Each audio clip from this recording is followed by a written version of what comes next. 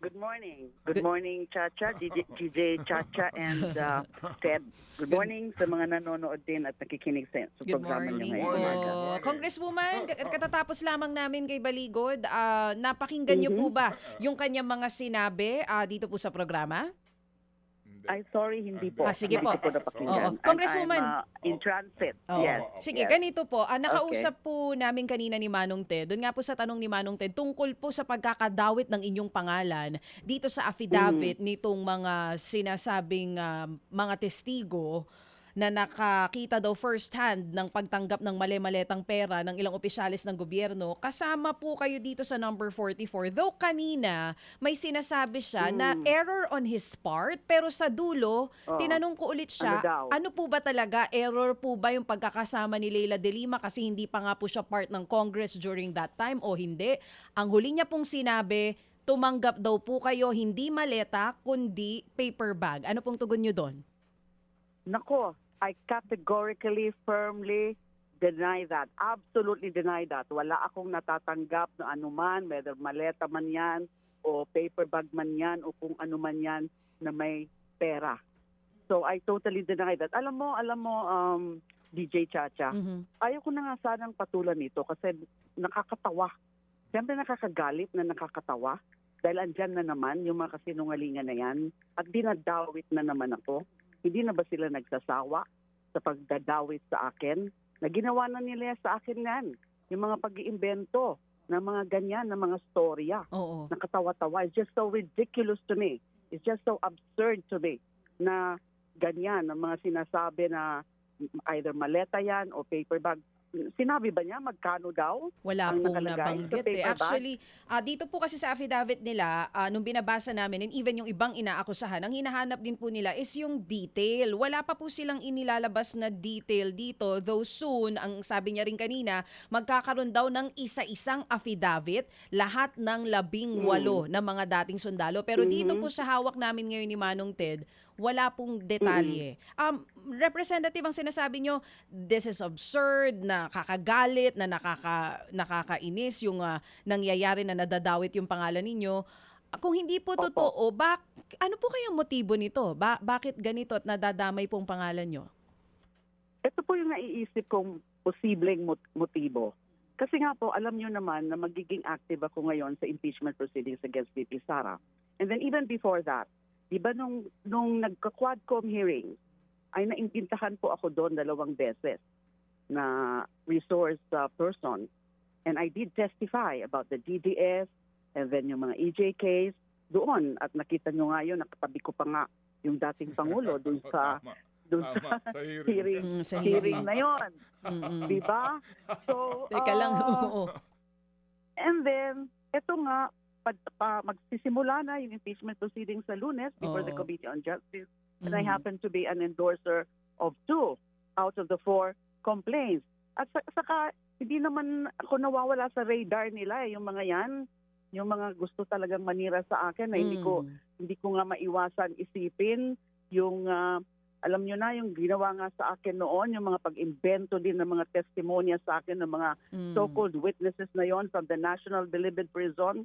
So parang nagiging copycat sila ng mga pinaggagawa noon ni Secretary Aguirre. Kasi he was overlooking all of those operations ng black propaganda and smear campaign against me, all that vilification. Kaya lang, ayaw ko nga sana talagang patulan ito, but I had to issue a statement yesterday, a short reaction, kasi baka may mga mapaniwala na mga gullible. Although siguro naman, hindi naman nila basta-basta maloloko yung karamihan ng mga tao sa ganyang mga istorya. Napaka-ridiculous po yan. Whether maleta yan o paper bag, wala po akong natatanggap.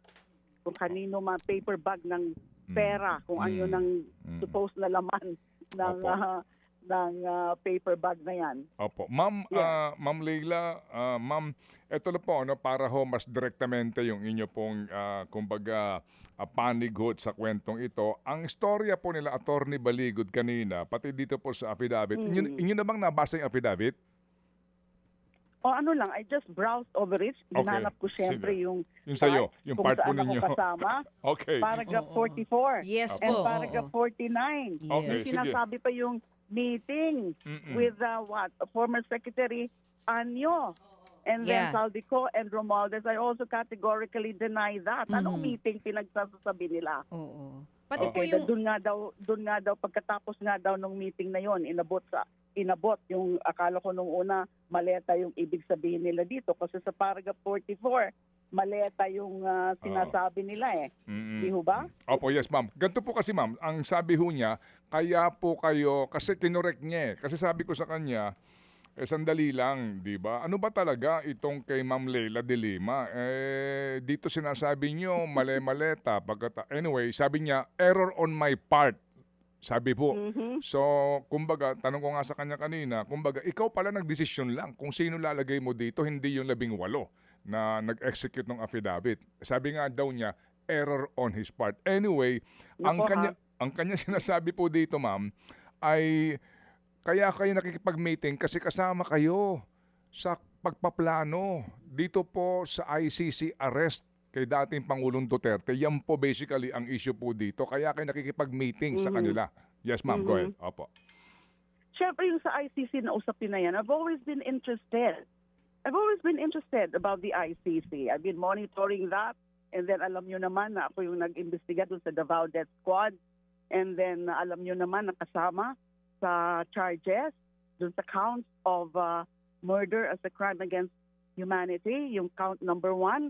Ito yung tungkol doon sa mga BDS killings noong 2011 to 2016 nung nasa Davao pa siya, vice mayor and then mayor of Davao City or before his presidential term.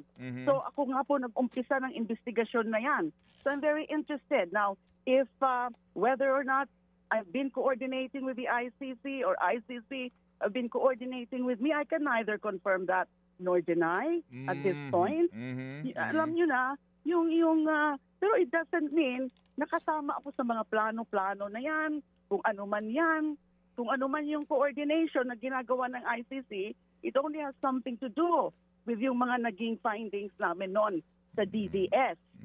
The DDS killings doon sa nung pag-imbestiga ko nga po yon. But other than that, sabi ko nga I cannot really make any confirmation or denial at this point about the ICC. And then nung ngayon, hindi rin ako wala po akong kinalaman din diyan sa mga supposedly na mga meetings na yan about ICC. No, I have nothing to do with that. I mean, I have not participated dyan sa mga ganyang meetings na yan. Okay. Opo. Sige. Okay. So, ihiwalay natin ang issue para mas klaro, ha? Alright. Doon po Opo. doon sa usapin kung kayo ho ba ay merong mga, kumbaga, nakausap man ng mga taga-ICC o mga nag-iimbestiga sa taga-ICC on the case of FPRRD, ibang usapan yun, you do not want to confirm or deny. Malinaw na yun. Ibang Okay. usapan po yun. Opo. Ngayon, pero itong sinasabi na talaga ho bang sa mga panahong yon hindi kayo nakipagpulong kay Secretary Anyo kasama kay Hindi po. Saldico at itong si Martin Romualdez? Hindi po. Ayan. I categorically deny that. Okay. Hindi Yeah. po nangyari yan. Mhm. Invento po yan. Alright. Yes. Opo. Si Secretary Anyo, kailan ko ba siya last time na nakita? Actually, very recently nakita ko siya sa isang event. I think it was an event of an embassy, if I'm not mistaken, the Australia Day. Nakita ko siya sandali doon. But before that, I don't know kung kailan ko last time yan na nakita si Secretary Anyo. Bago pa siguro ako nakulong noon, before 2017. I have no recollection of any sige po. occasion na nagkita kami. Okay, sige. Hindi So, ko ba? yan po'y klaro na. Ano po ang inyong balak gawin, ma'am, in the light of all of these allegations na ginagawa po? Okay, sabi ko nga po kanina, ayaw ko nang patulan yan because that is diversionary. It's a squid diversionary tactic para ma-divert, maiba ang usapin, ma-focus dyan sa usapin na yan. Ito nga ang mga pangyayari ngayon sa ICC and yung napipintong impeachment proceedings, formal impeachment proceedings next week. Pero may mga nagsasabi sa akin na wag ko daw palampasin.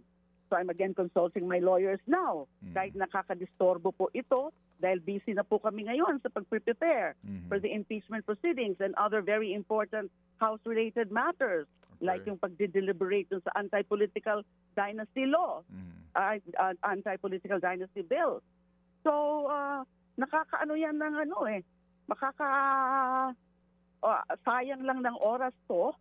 Napapatulan ko yan, but I'm considering naman yung mga nagiging advice sa akin ng ibang mga kaibigan ko. Opo, na sampulan daw yung mga ganyan. Opo, sige. Na kasinungalingan talaga ho yung mga sinasabi nila tungkol sa akin. Bakit na naman ako dinamay dyan? Sige po. Okay, ma'am.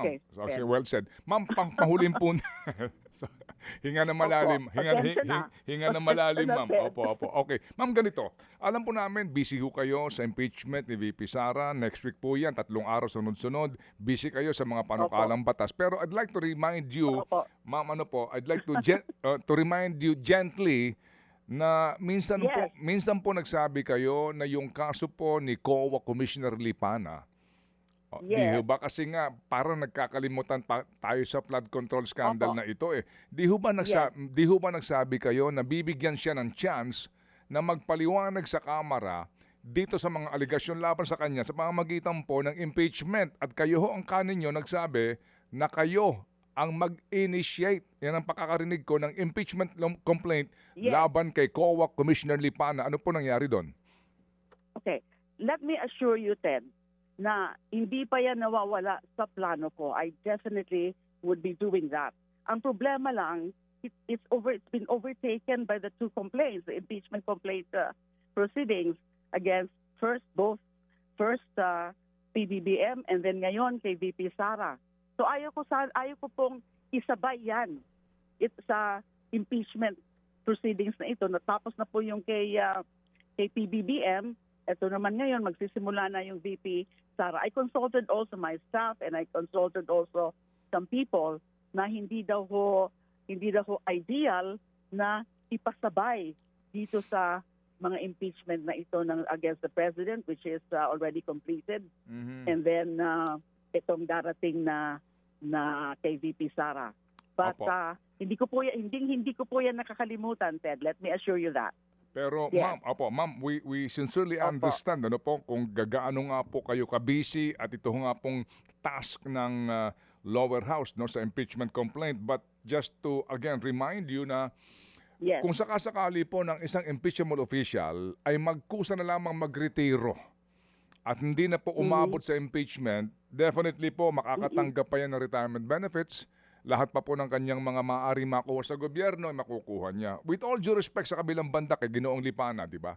Na chance nga niya to explain his side. Pero yung po ma'am ang mga posibleng mangyari dyan na nabanggit na po sa mga pagdinig sa iba't ibang mga forum po. Pero ngayon, kapag hindi nyo ito inaksyonan ngayon, malaya makapag-retiro po yung tao, and definitely po, baka bukas makalawa, ikaw ay kasama sa magbibigay sa kanya ng sustento. Yes, Ted. I perfectly note that.